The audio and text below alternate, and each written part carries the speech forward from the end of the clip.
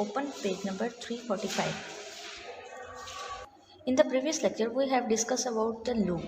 Loop क्या होती हैं हम लोगों ने डिस्कस किया था कि जब कोई काम को हम लोगों ने रिपीटेडली परफॉर्म करना हो, फॉर एग्जांपल एक स्टेटमेंट को 5 दफ़ा या 10 दफ़ा रिपीट करवाना हो तो हम लोग लूप यूज़ करते हैं। इसके बाद हम लोगों ने पढ़ा था कि वाइल लूप क्या होती है, वाइल लूप भी डिस्कस कर चुके हैं हम लोग। आई होप आप लोगों ने प्रैक्टिस की होगी उस वाइल लूप की भी। आज हम लोग क्या पढ़ेंगे, फॉर लूप के बारे में। For loop executes one or more statements for a specified number of time.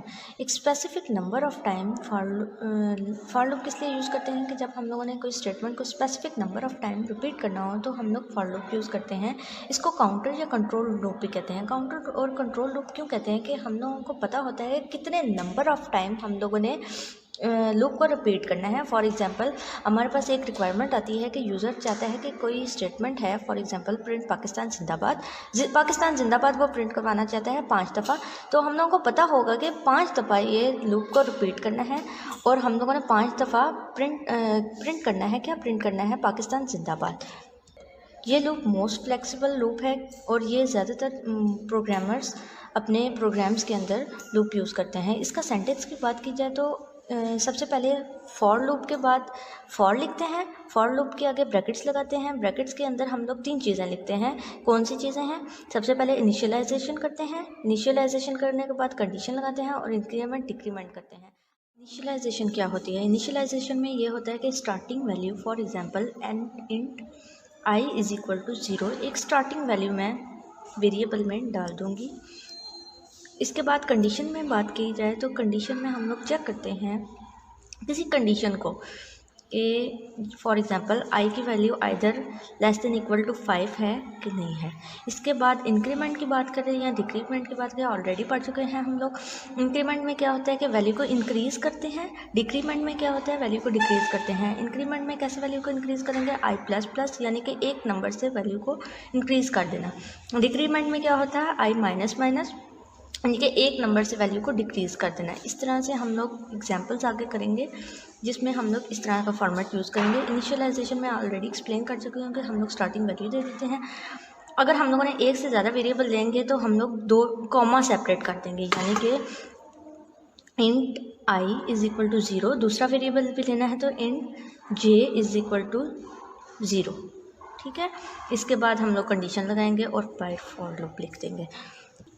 Condition का क्या मतलब होता है कि इसकी जगह पे रिलेशनल एक्सप्रेशन आएगा। रिलेशनल एक्सप्रेशन इस फॉर्म में होता है जो either in the that will execute, जब वो एग्जीक्यूट होगा तो रिज़ल्ट आपको क्या मिलेगा, आइदर ट्रू और फॉल्स मिलेगा। अगर तो ये कंडीशन ट्रू होगी तो ये जो सी हमारी स्टेटमेंट्स है ना बॉडी के अंदर, लूप की बॉडी के अंदर, वो सारी एग्जीक्यूट होंगी। अगर ये कंडीशन हमारी फॉल्स हो जाएगी तो ये लूप की बॉडी स्किप कर देंगे और लूप एंड हो जाएगी और कंट्रोल है जो बाहर आ जाएगा। With the help of increment और decrement we can change the value of counter variable after the execution of loop. बात समझने वाली ये है कि जब ये लूप एग्जीक्यूट हो जाएगी, सबसे पहले नंबर पे हमारी क्या चलेगा कि इनिशियलाइजेशन होगी, दूसरे नंबर पे क्या होगा, कंडीशन चेक होगी कि आइदर वो कंडीशन ट्रू है कि फॉल्स है। अगर तो ट्रू है तो लूप की बॉडी जो है वो एग्जीक्यूट होगी। अगर ये कंडीशन फॉल्स होगी तो यहीं से ही ये लूप की बॉडी स्किप हो जाएगी। इंक्रीमेंट डिक्रीमेंट कब चलता है, जब ये कंडीशन ट्रू होगी, लूप की बॉडी एग्जीक्यूट होगी और तीसरे नंबर पर फिर ये इंक्रीमेंट डिक्रीमेंट होगा। इंक्रीमेंट यानी कि चेंज आएगा वेरिएबल में जो हम लोगों ने पहले इनिशियलाइज करवाया होगा। अब आपको क्वेश्चन आ सकता है कि लूप के अंदर कौन सी 2 चीज़ें ऑप्शनल होती हैं। तो अगर हम लोग फॉर लूप राइट करते हैं तो उसके अंदर जो इनिशियलाइजेशन वाला फेज़ और लास्ट में जो हम लोगों ने इंक्रीमेंट डिक्रीमेंट किया था वो चीज़ ऑप्शनल थी। कंडीशन आप लोगों ने लाजमी लिखनी है और हमेशा सेमीकोलंस भी लाजमी लगाने हैं। एक और क्वेश्चन आपसे ये पूछा जा सकता है कि फॉर लूप के अंदर कौन सी ऐसी स्टेटमेंट है जो ओनली 1 टाइम एग्जीक्यूट करेगी। तो the answer is that initialization जो होती है हमारे लूप में वो ओनली वंस होती है। इसके बाद इनिशियलाइजेशन के बाद क्या होता है कि कंडीशन चेक होती है। कंडीशन अगर ट्रू आ जाए तो लूप की बॉडी एग्जीक्यूट होगी। लूप की बॉडी एग्जीक्यूट होने के बाद जो इंक्रीमेंट या डिक्रीमेंट वैल्यू को इंक्रीज़ करना है या डिक्रीज़ करना है वो होगा, और फिर दोबारा से ये वापस जाएगी और इस तरह से ये कंडीशन दोबारा चेक होगी, दोबारा लूप चलेगी। अगर तो कंडीशन ट्रू होगी दोबारा लूप चलेगी, फिर इंक्रीमेंट होगा, फिर ये दोबारा से कंडीशन चेक होगी। अगर तो कंडीशन फॉल्स होगी तो एग्जिट करते हैं, जिसमें क्या करना है हम लोगों ने 1 से लेके 5 तक इंटीजर्स को, एक नंबर्स को प्रिंट करना है। कैसे प्रिंट करेंगे? Using for loop. For loop में सबसे पहले क्या किया हम लोगों ने, एक इंटीजर वेरिएबल ले लिया, क्या है वो, n के नाम से लिया। n के अंदर इनिशियलाइज कैसे करवा दिया हम लोगों ने, स्टार्टिंग वैल्यू क्या दी हम लोगों ने, n इज इक्वल टू 1, और n कंडीशन क्या लगाई, n is less than equal to 5, और हम लोगों ने इंक्रीमेंट यहाँ पे किया, डिक्रीमेंट नहीं कर रहे। डिक्रीमेंट करने के लिए हम लोग कैसे करते थे कि n माइनस माइनस, यहाँ पे हम लोग इंक्रीमेंट कर रहे हैं, यानी कि एक नंबर से वैल्यू को इंक्रीज़ कर रहे हैं। तो सबसे पहले क्या होगा, ये लूप चलेगी तो हमारे पास प्रिंट क्या हो जाएगा, प्रिंट एफ। आप लोगों को पता है कि प्रिंट एफ में हम लोग क्या करते हैं कि ये %d फॉर्मेट स्पेसिफिक जो हमें बताता है, %d जो हमें बताता है कि आगे वाली जो वैल्यू आएगी इसके अंदर कौन सी वैल्यू आ रही है, इंटीजर टाइप की वैल्यू आ रही है, d फॉर डेसिमल। तो डेसिमल वैल्यू इनपुट होगी, यानी कि फर्स्ट टाइम पे जब ये लूप चलेगी सबसे पहले वैल्यू क्या है, n की वैल्यू इज इक्वल टू 1 है। कंडीशन चेक होगी, 1 is less than equal to 5, true है तो लूप की बॉडी चलेगी। योर कंडीशन हमारी ट्रू होगी तो लूप की बॉडी एग्जीक्यूट होगी। लूप की बॉडी एग्जीक्यूट होगी तो इंटीजर वैल्यू प्रिंट हो जाएगा हमारे पास 1। कैसे 1 प्रिंट हुआ, क्योंकि n की वैल्यू हमारे पास इनिशियली 1 थी। उसके बाद ये एग्जीक्यूट होगी, लूप एग्जीक्यूट होगी। अब दोबारा से ये वापस जाएगा और n की वैल्यू को इंक्रीमेंट करेगा। इनिशियलाइजेशन ओनली वंस होनी है। n की वैल्यू को इंक्रीमेंट करेगा, n की वैल्यू हो जाएगी 2, एक नंबर से इंक्रीमेंट हो रहा है, 2 होगी। फिर कंडीशन चेक होगी, 2 is less than equal to 5, condition फिर से ट्रू है, फिर से ये एग्जीक्यूट होगा, 2 प्रिंट हो जाएगा। अगेन क्या होगा कि ये वापस जाएगा लूप के पास, फॉर लूप के पास। अब हम लोग वैल्यू को इंक्रीमेंट करेंगे, 3 कर लेंगे n की वैल्यू को।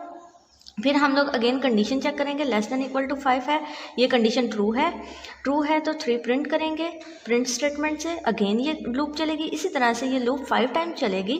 जब 6 टाइम्स ये चलेगी, 6th टाइम चलेगी तो क्या होगा कि हम लोग लूप 6 टाइम चलेगी तो क्या होगा कि कंडीशन चेक होगी 5, तो ये कंडीशन फॉल्स हो जाएगी, तो लूप टर्मिनेट हो जाएगी और कंट्रोल बाहर आ जाएगा और प्रोग्राम आपका एंड हो जाएगा। तो इस तरह से पहले 5 नंबर्स प्रिंट हो जाएंगे स्क्रीन के ऊपर। इसके बाद एक और प्रोग्राम है, program number 12.19, write a program to display counting from 10 to 1 using for loop.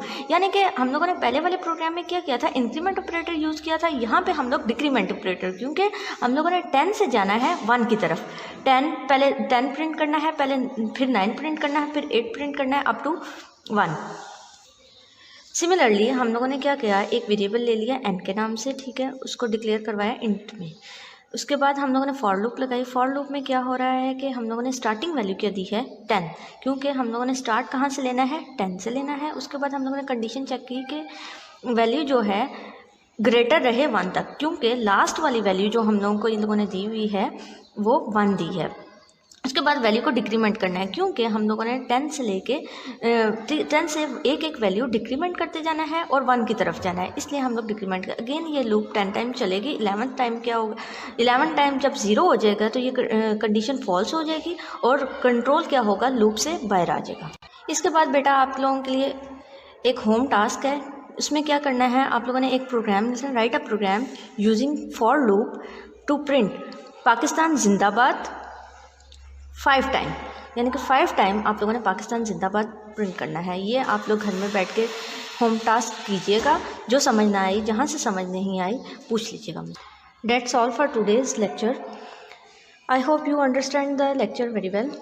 We will meet again for the next video. See you. Allah Hafiz.